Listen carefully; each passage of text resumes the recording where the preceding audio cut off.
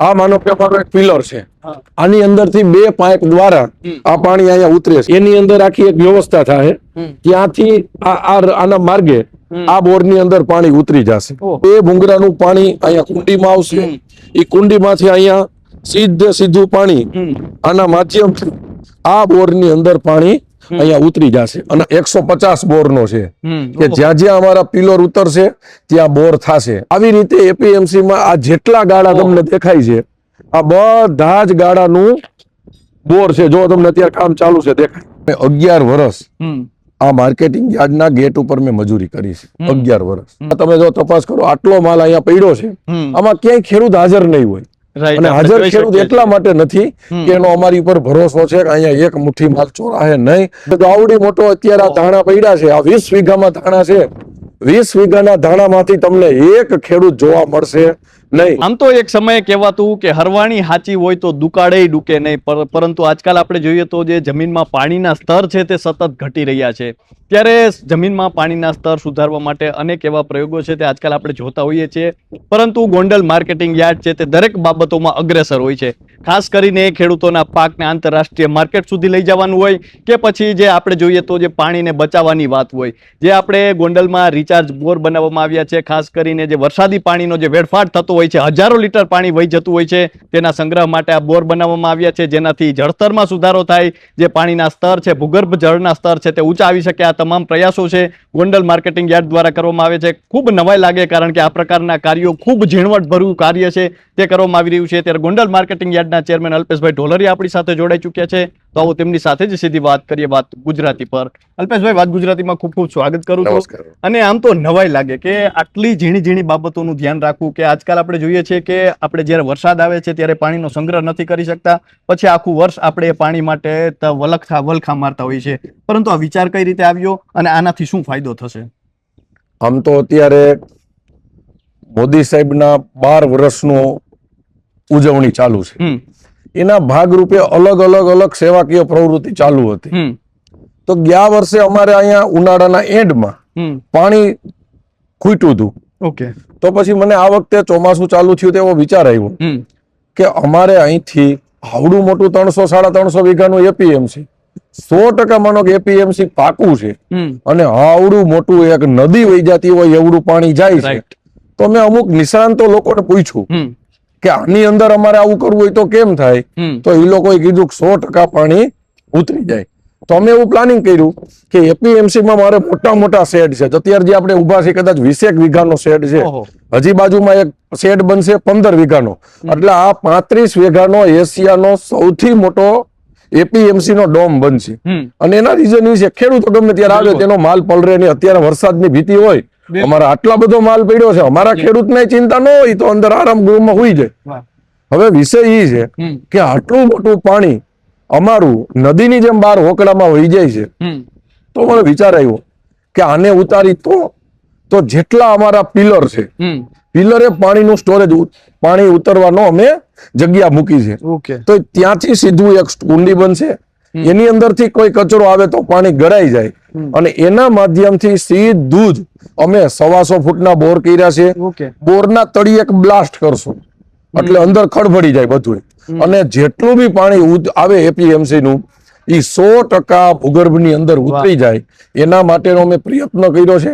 અને એ ઉપરાંતનું પાણી અહીંયા માનો કે વધે તો અમારા એપીએમસી માં અલગ 4 અમારા કુવા છે, એની અંદર અમે આખી સિસ્ટમ ગોઠવી છે કે એપીએમસી નું પાણી 99.99% એ પાણી ભૂગર્ભની અંદર જ ઉતરે, તો આજુબાજુના ખેડૂતોને, આજુબાજુની સોસાયટીઓને ક્યારેય ઉનાળામાં પાણીનો પ્રશ્ન રહે નહીં. એટલે અમે આ એવા પ્રયત્ન કર્યા છે કે ભારતનું પહેલું એવું એપીએમસી બને કે જ્યાં 100% પાણી ઝીલી અને એને જમીનમાં ઉતારી દેવામાં આવે.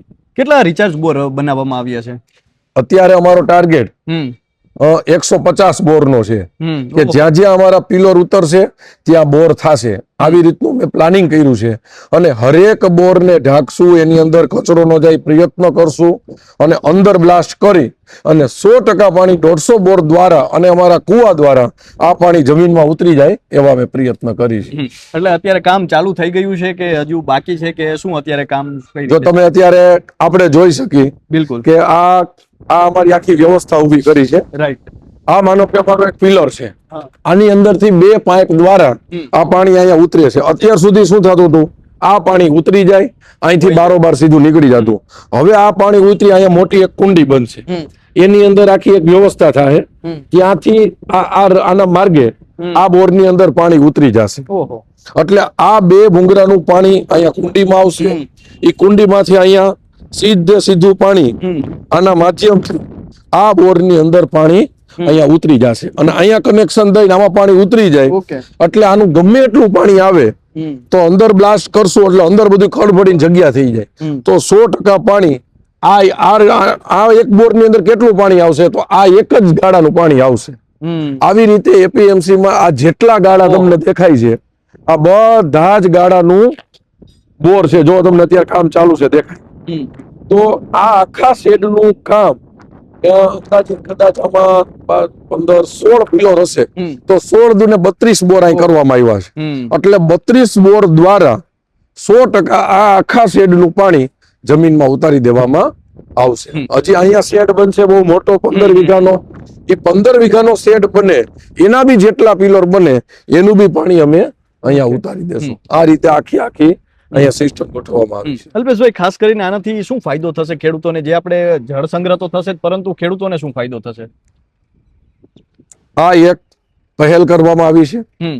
કોઈ પણ કાર્ય મોડેલ બને તો એની નોંધ લેવાતી હોય. હું તમને એક દાખલો આપું કે આપણા સૌરાષ્ટ્રના એપીએમસી માંથી એક્સપોર્ટ ઓછું થતું હતું.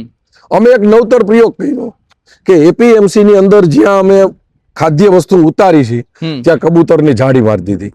કબૂતરની ચરક, એક મોટો 200 ગુણીનો હોટલ છે, એમાં એક ચરક પડી અને ઈ ઢગલામાંથી કોઈ પણ સેમ્પલ લઈ તો એક્સપોર્ટ થાય નહીં, રિજેક્ટ થાય. તો અમે એક પ્રયોગ કર્યો કે 100% એપીએમસી માં કબૂતરની જાળી નાખવાનું કામ ચાલુ છે. હવે એનું અમે માધ્યમ જોયું, લોકોએ બીજા એપીએમસી એ જોયું, તો અમારો હમણાં મને મળવા આવ્યા તો જી ભાઈ જાળી ફિટ કરે છે, એને કીધું કે મારી પાસેથી 10 થી 12 એપીએમસી ને મને ઓર્ડર આપી દીધો. તો ગોંડલ એક એપીએમસી એ શરૂઆત કરી તો એનો ફાયદો આખા સૌરાષ્ટ્ર ગુજરાતના ખેડૂતોને મળતો હોય છે. તો આ હું એપીએમસી માંથી પાણી ઉતારું તો સમગ્ર વિસ્તારના ખેડૂતોને અને આજુબાજુના રહેતા વાળાને ફાયદો થાય. બિલકુલ. પણ અત્યારે તમે જેમ આ ઇન્ટરવ્યુ ગોઠવ્યું છે, આવી રીતે આ પ્રયોગ જોશે તો ગુજરાતની બીજી એપીએમસીઓ કરશે, કોઈ બીજી કંપની કરશે, તો બધી જ વસ્તુ કોઈ ને કોઈ રીતે કરશે તો કેટલું પાણી જમીનમાં જાય. બિલકુલ, બિલકુલ. વાહ. તો આવી રીતે એક પ્રકારનું કોઈ પણ કાર્ય થાય, દાખલા તરીકે ભગતસિંહ, સુખદેવ અને રાજ્યગુરુને ફાંસીના માચડે ચડાવવામાં આવ્યા હતા, ત્યારે ભગતસિંહને પૂછ્યું હતું કે બોમ્બ નાખીને તમે ભાગી કેમ ન ગયા, તમે પોતાની જાતને મૃત્યુના હવાલે શું કામે છોપો છો? ત્યારે ભગતસિંહ એક વાત કરી હતી કે ભગતસિંહ ઈ ખાલી વાત છે, હવે પછીથી ભગતસિંહ ભારતની અંદર વિચાર બનશે. તો એ ભગતસિંહના વિચારે ભારતની અંદર આઝાદીની ક્રાંતિ લાવ્યા. એવી રીતે આ એક વિચાર છે, આ એક વ્યવસ્થા છે. આ લોકો જોશે અને માનો કે કેટલા એપીએમસી કે કેટલી કંપની પોતાના વિસ્તારમાં આવેલું જળને ઝીલી અને જમીનમાં ઉતારશે તો ગુજરાત અને ભારતની અંદર કેટલો ફાયદો થશે. તો આ એક પ્રકારની ક્રાંતિની શરૂઆત છે અને આવી ક્રાંતિ થકી કેટલાય ખેડૂતોને ફાયદો થાય એના માટેના અમારા પ્રયત્નો હોય છે. અમે અત્યારે ગોંડલ એપીએમસી દ્વારા અને અમારા ધારાસભ્ય ગીતાબા દ્વારા અમારા વિસ્તારમાં એક અમે પહેલ કરી છે કે અત્યારે અમારી સરકારમાં મંજૂરીમાં પડ્યું છે કે અમે સમગ્ર ગોંડલ તાલુકાના ખેડૂતો માટે અહીંયા એક પાણી વિભાગ એપીએમસી માં ચાલુ કરી છે. અને પાણી વિભાગનું કામ એ કે ગોંડલ તાલુકાના ખેડૂતોને ક્યાંય ચેકડેમ તૂટી ગયો છે, ક્યાંય ચેકડેમ નવો બને એમ છે, તો એને ક્યાં જવું, ક્યાં કરવું, કોને મળવું, ક્યાંય જરૂરિયાત નહીં પડે. એ તરત એપીએમસી ની ઓફિસે પહોંચશે એટલે એનું ચેકડેમ નું માપઈ લઈ લેવામાં આવશે. ચેકડેમ તૂટી ગયો તો એની વ્યવસ્થા કરવામાં આવશે. અને સમગ્ર ગુજરાતની અંદર ગોંડલ એપીએમસી શરૂઆત કરી છે કે આ ખેડૂતોની સંસ્થા છે. અને ખેડૂતોને પાણી જોતું હશે, ખેડૂતોને ચેકડેમ બનાવવો છે, તૂટેલો છે, તો એપીએમસી આવશે. તમારો કર્મચારીને બધી વ્યવસ્થા કરી અને નવો ચેકડેમ બને ત્યાં સુધી વ્યવસ્થા કરી છે. એક 80-20 ની યોજનામાં અમે અરજી કરી છે. જો ઈ અમારું સાકાર થઈ જશે તો ગોંડલ તાલુકાના તમામ ચેકડેમો ઊંડો કરવા માટે અમે એપીએમસી દ્વારા વ્યવસ્થા કરવામાં આવશે. આ એક મુહિમ એવી છે કે ખેડૂતોને અત્યારે એક જ વસ્તુ જોઈ છે, પાણી. અને ખેડૂતોને પાણી હશે તો ખેડૂતોને આ જમીનમાંથી ધાન ઉત્પાદન કરવાની ક્ષમતા એની અંદર પુષ્કળ છે. એટલે આ પ્રકારના આ નવતર પ્રયોગો છે. જી, તો ખૂબ સરસ વાત કરી કે જે રીતે એક વિચાર બીજ રોપાયું છે. અને આમ આપણે પર્યાવરણ સંરક્ષણની વાતો કરતા હોઈએ છીએ, પરંતુ આ રીતે જો આવા અનેક પ્રયોગો કરવામાં આવે તો ઘણો ફાયદો પણ થતો હોય છે. અલ્પેશભાઈ, હવે એ પણ જાણવું છે કે આમ તો ગોંડલ માર્કેટિંગ યાર્ડની વાત કરીએ એટલે કંઈક નવું આપણને જે કહેવાય કે નવા પગલાં હોય કે પછી કંઈક નવું થતું જ હોય, તો અલ્પેશભાઈ હવે આગામી સમયમાં ક્યાં નવા આયામો છે તે સર કરવાના અત્યારે જે પ્લાનિંગ છે તે ચાલુ છે?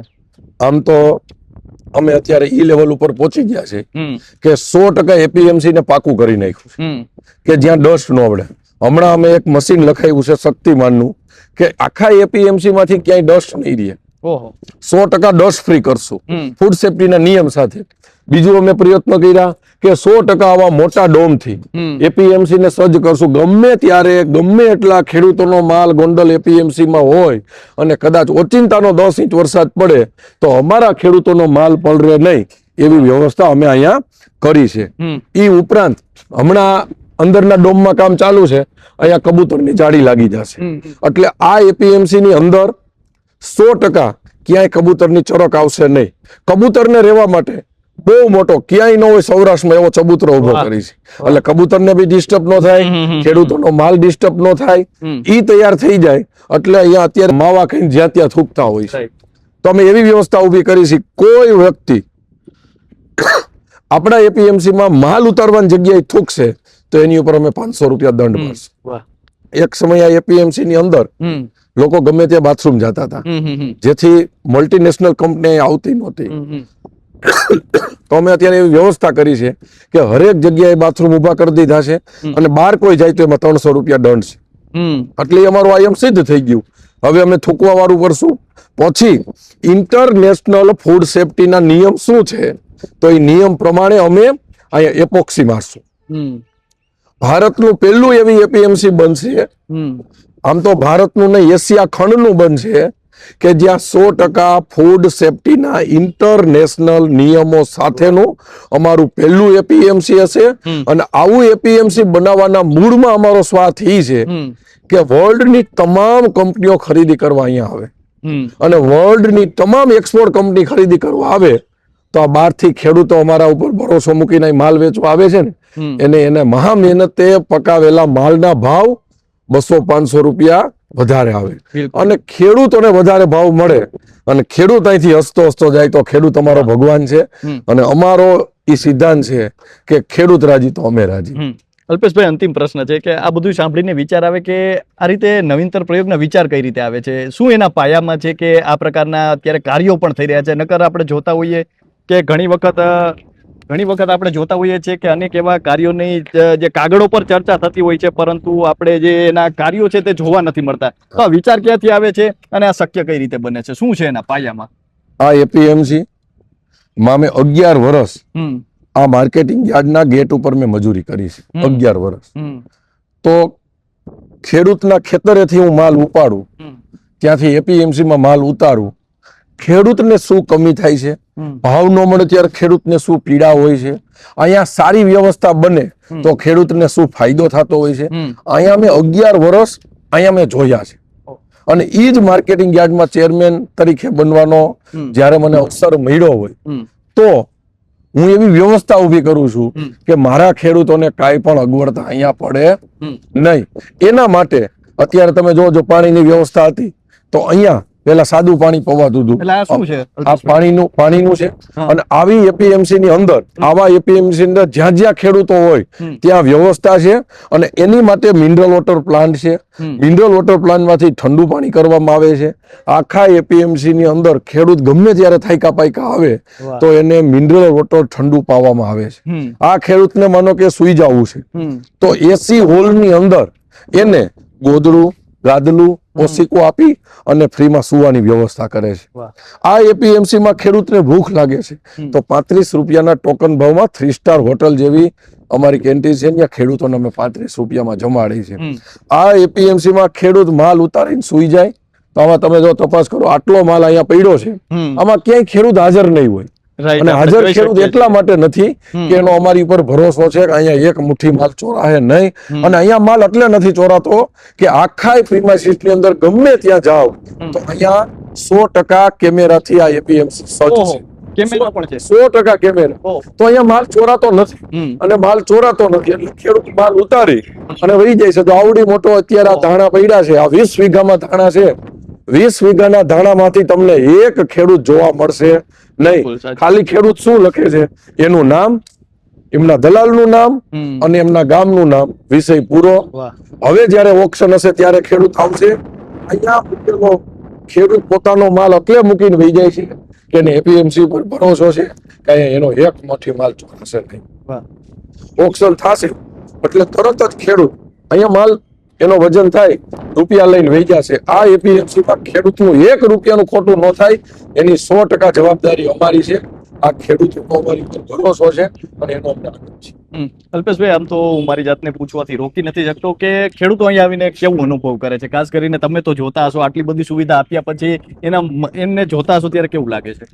ખેડૂત સમગ્ર સૌરાષ્ટ્રના ખેડૂત, ખાલી ગોંડલના ખેડૂત નથી આવતા, સમગ્ર સૌરાષ્ટ્રના ખેડૂતો ગોંડલ માર્કેટિંગ યાર્ડ પોતાનું માર્કેટિંગ યાર્ડ સમજે છે.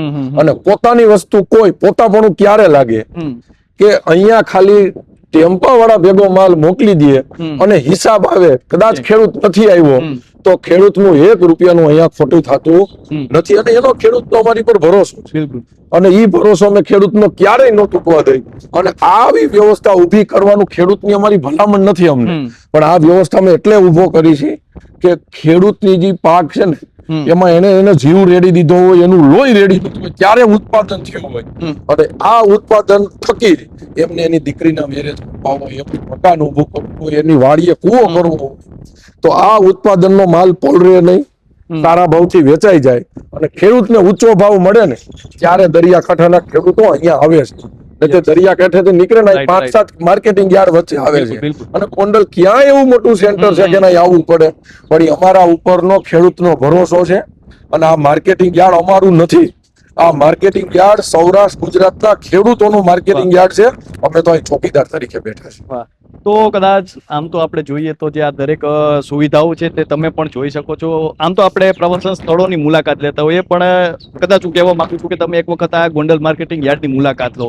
જે દરેક વિકાસ અને જે દરેક નવીનતાના જે તમને અહીંયા આયામો દેખાશે તે કદાચ તમને પણ નવાઈ પમાડશે. અને જે રીતે અત્યારે દરેક કાર્યો છે તે પણ એક બાદ એક થઈ રહ્યા છે. અને સાથે જોઈએ તો અત્યારે ગોંડલથી લઈને આંતરરાષ્ટ્રીય બજાર સુધી આ માર્કેટિંગ યાર્ડની બોલબાલા છે. ખેડૂતો તમને અહીંયા આવશે એ પણ તમને કંઈક ને કંઈક જે નવીનતમ ભર્યા કાર્યો છે તેના વિશે માહિતી આપી જ દેશે. તો હાલ બસ આટલું, ફરી મળતા રહીશું વાત ગુજરાતી પર.